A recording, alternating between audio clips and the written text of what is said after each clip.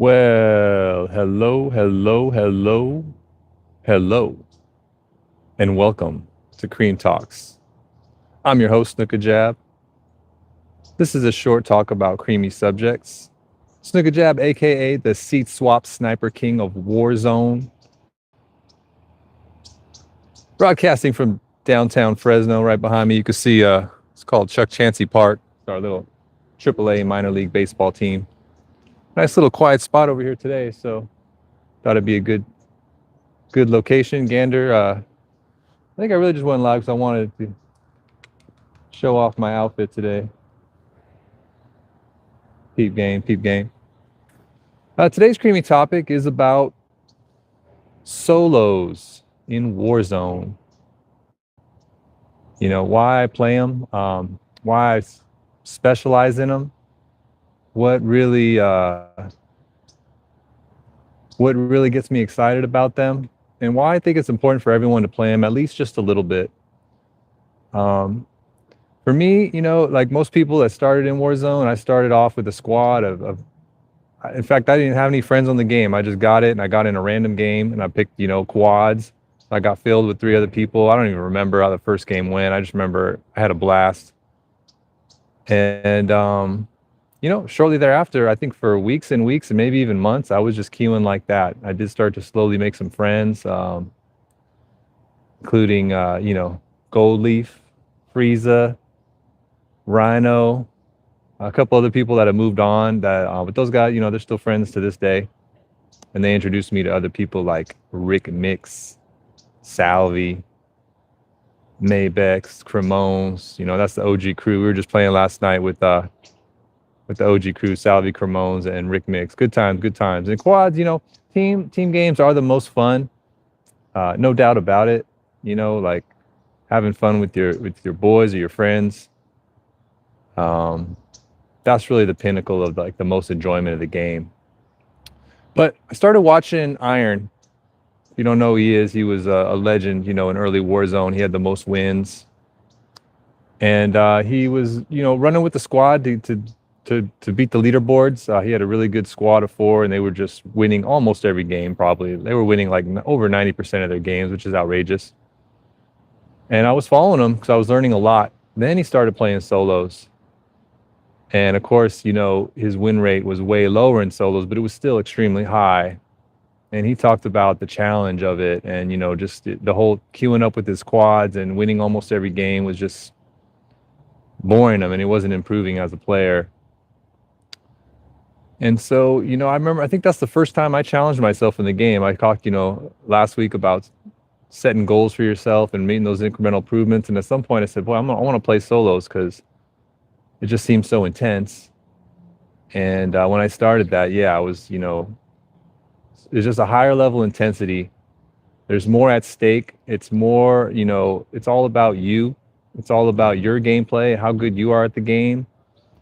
And nothing gets my heart pumping like getting to the end of a solo battle royale, man. It's just, well, a few other things get my heart pumping better than that, but you know what I mean.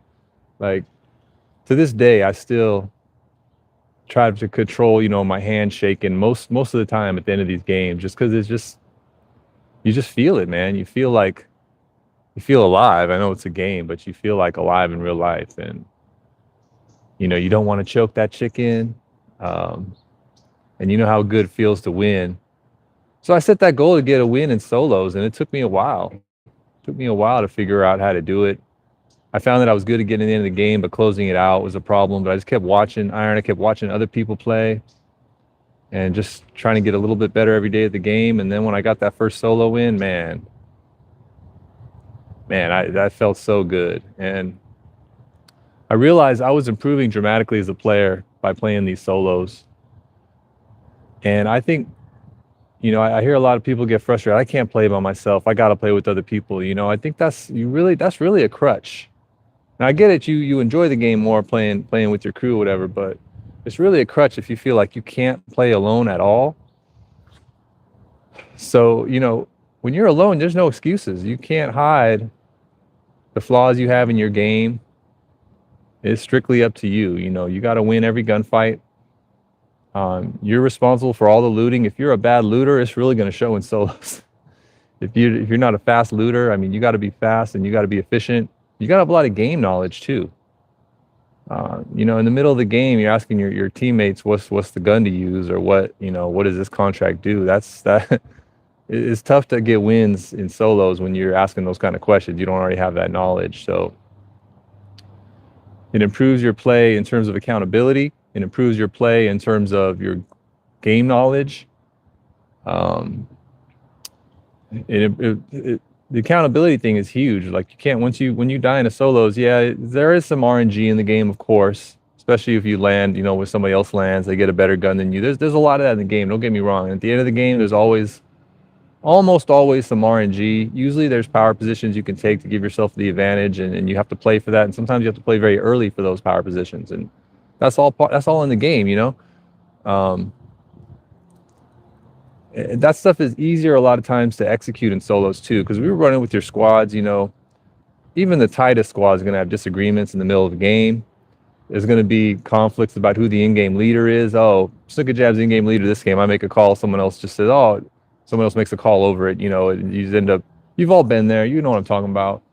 In solos is none of that. It's all your plan, your execution, and it will really help you improve in those parts of the game.